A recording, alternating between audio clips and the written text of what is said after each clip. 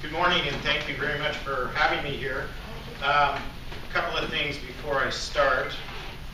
That's a trick mine. Somewhere to take this. You don't need this, do I? Yeah. Okay.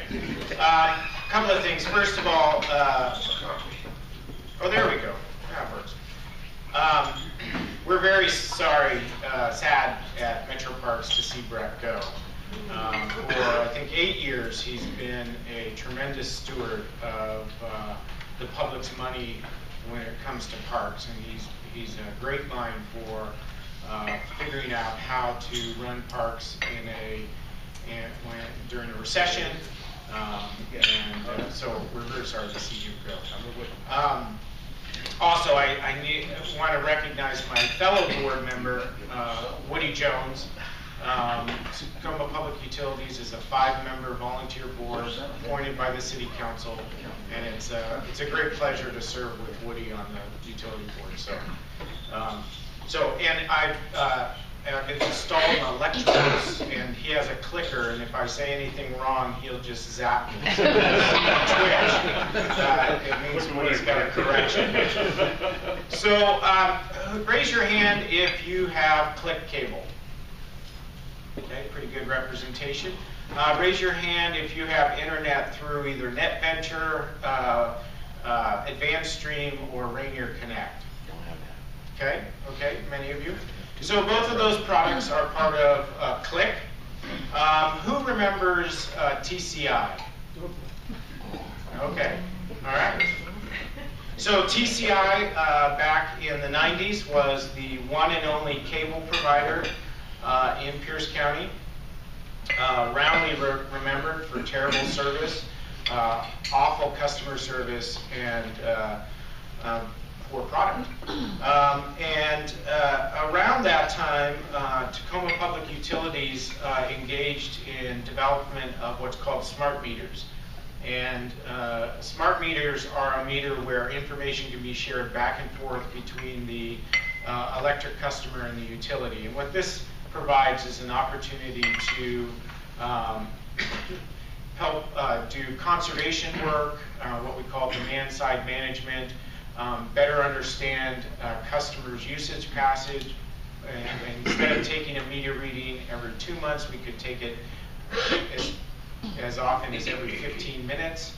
And so there's a lot of advantages to smart meters. And so Tacoma Public Utilities was an early adopter of smart meters. To put that in, we had to install fiber optic cable throughout our network. And with the problems people were having with TCI and the inability to get cable, it was decided that while we have the fiber in the ground, why don't we supply cable television on top of that service that we're doing for electric ratepayers.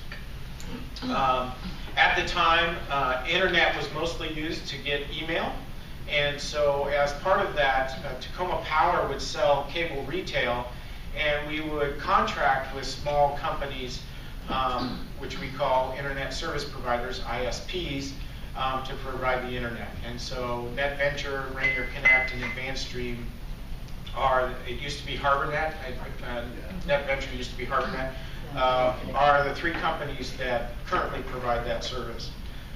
Okay, a quiz, class. Who can define for me a natural monopoly?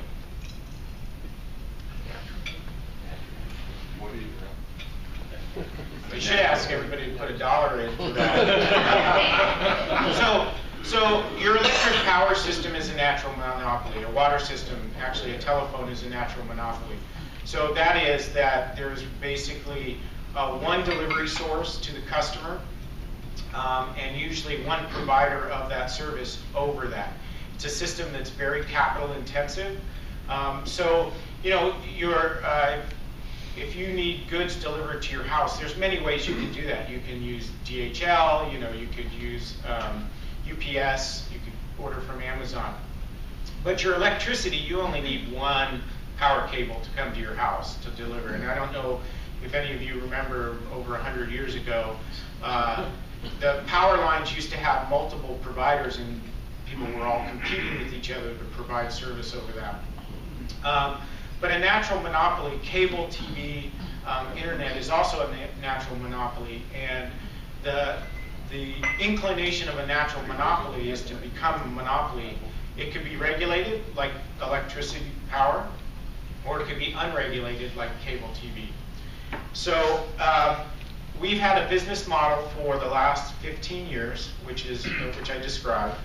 And in 2009, there was a tipping point. Because of the advancement of streaming services like Hulu and Netflix, cable customers were starting to decline and internet customers were starting to increase. And the dynamic is, now, so I'm an X-generationer and my wife is a millennial. And we don't have cable at our house. We get all of our content online. So we stream Hulu and Netflix and HBO now. And you know, we're watching TV, and of course I have to pay attention, but she's like, you know, she's multitasking and all of that. She does the binge watching where she'll watch 6 shows of the same thing in a row. I don't have the attention span, so I don't do that. So in 2009, we started to see a loss of revenue from the loss of cable customers. And in 2012, there was a proposal by management to buy out the ISPs and basically get into a situation where we could compete on an equal footing with Comcast and by bundling service. The challenge with our business model is you really have to have 2 trucks roll out to get, if you want cable and internet from Click, you have to make 2 phone calls and have 2 people visit your house, 1 for cable, 1 for internet. Whereas Comcast can sell you internet, phone, and cable, and they can bundle that and they can give you a discount, and then after a year they can jack up the prices on it. So there was a proposal 2012 to buy out the ISPs. And as you can imagine, the ISPs screamed and yelled. And frankly, to be honest, the utility board and the city council members ran for cover and said, work it out with the ISPs. And so we came up with, at that point, Plan B. It was called Plan B. And the ISPs agreed over 4 years to increase their customer base by 6,000 customers. The challenge with that is that even if they met that goal, the rising cost of cable, they wouldn't be able to make up for it. It's because what's happening is the cable system, the business model for cable TV is kind of breaking down. Content is becoming more and more expensive to produce, and the cable companies now own the content makers, and they're passing that cost up onto us. In 2015, our content costs went up by 109%, and that was after it went up almost the same amount the year before. So 2015, management, seeing that the fact that the economics of this were not going in the right direction, made a proposal with Wave Internet to lease the entire network to Wave. And this proposal Wave would pay us a monthly fee. They would take over all of the capital infrastructure improvements to the program, which are significant. They would serve customers with TV, internet, and cable. And this proposal was put forward and started a debate. This was in early 15. And kind of put the issues squarely on the table for both the utility board, the public, and the city council. And so I want to just describe some of the issues at stake. And I think, you know, any good public debate really gets down to some kind of fundamental core issues. And really the core issues here with Click is internet a public utility or a private competition? And so the debate we've been having is really about that fundamental issue. And so, and this is where I get to express my opinion, which is I believe that as we move forward, internet access to internet, access to information over the internet will become more and more a public utility. I can't remember the last time I searched for or applied for a job that wasn't online. So, tax information, public information, entertainment, access to jobs, access to our jobs. I mean, the cloud, if you think about the cloud. I can do all my work on my phone or at home or in my office. Most of that is on the cloud right now. So, but we live in a very competitive world right now. There are at least 10 providers of entertainment and content in the Pierce County area, if you count Dish and Comcast and some of its other competitors. And Wave is even coming in and serving some customers here in our territory. So that's the debate. Some feel that we should get out of the business and let private industry run it. And some of us believe that it is a public utility. And the benefits of a public utility is that because we do not have a profit motive, we can keep our prices low, and we can serve the public in other ways other than just providing content. For example, 25% of the population in Pierce County in Tacoma does not have access to internet. And some of that's by choice, but some of that is economics. And so we can choose to model our structure so that we can serve those people and provide internet service.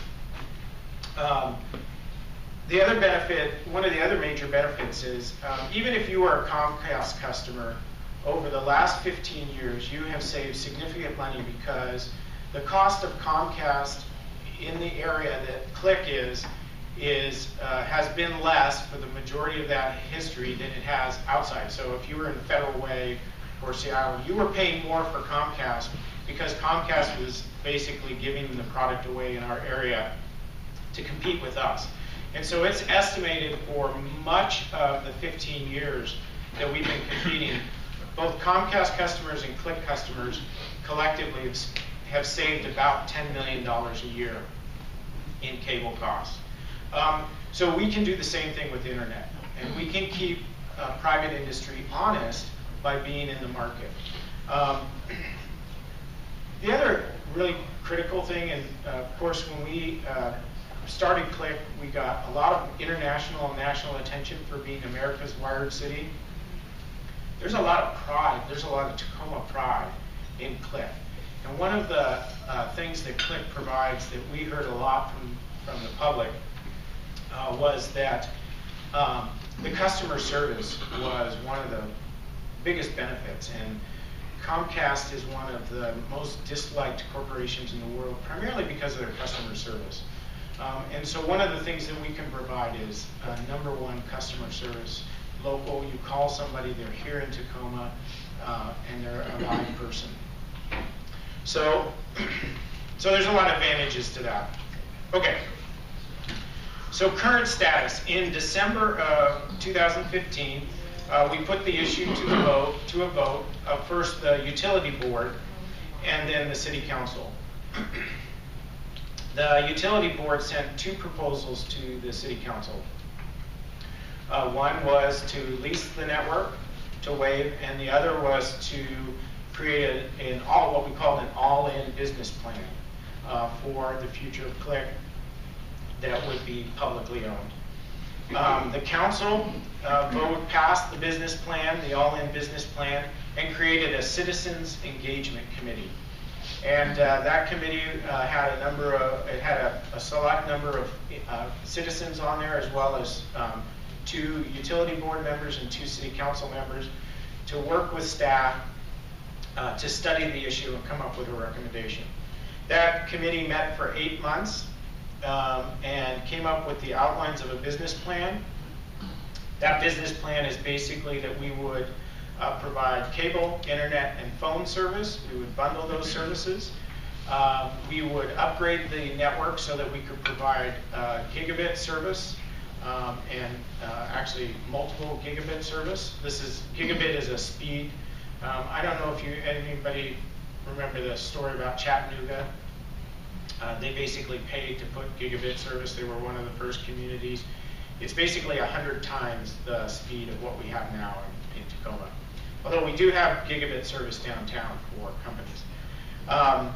We would have a low income rate so that low income households could afford the service. We would continue to be an open access so that the ISPs, if they choose to, could still run on the service. And we would move forward with more aggressive serving of business customers. We serve business customers downtown, but we don't do a lot of marketing. We don't really push that. So in August of 16, the committee came out with its recommendations. In September of 2016, the utility board passed a substitute resolution moving the business plan forward to the city council. And then in December, the city council passed a resolution asking for a review of the financial allocations within CLIC and the power utility, but also directing staff to continue the business plan development. So what's going on right now, our current status is that staff are putting the fine-tuning work on a business plan. They tell me they're about a month to 6 weeks out from bringing that forward to the public. And the next step is then to take it to the city council for their blessing. The reason that structure is that CLIC is actually a creature created by the city council, by the city of Tacoma, and then it's delegated to the utility board for management. So all major decisions have to go through both the board and the city council. So with that, I would love to take any questions and engage in whatever time we have left in a conversation about this. Sir? Is it illegal to charge TPU customers a fee when they don't have CLIC, or they don't use it, or they don't want it? So, so that's a great question, and that's one of the fundamental issues that's at stake. So, state law does not allow public or water utilities funds, ratepayer funds, to be used for a service that is not directly related to providing that service. So, we can't go out and buy shopping malls with your money to try to make more money. But the issue is the definition of the role of that infrastructure and that system in providing service to the ratepayers. So I'm not going to sit here and argue that providing you cable so you can watch football on the weekends has anything to do with providing your electric service. I will argue that in the modern world, when we're going to ask you more and more to pay your bill online, and we have to be able to communicate with you and with our substations, that infrastructure is essential to running a modern utility, and that that the case can be made that having the internet infrastructure in public hands is fundamental to running the electric utility. And so that's part of the debate that's going on.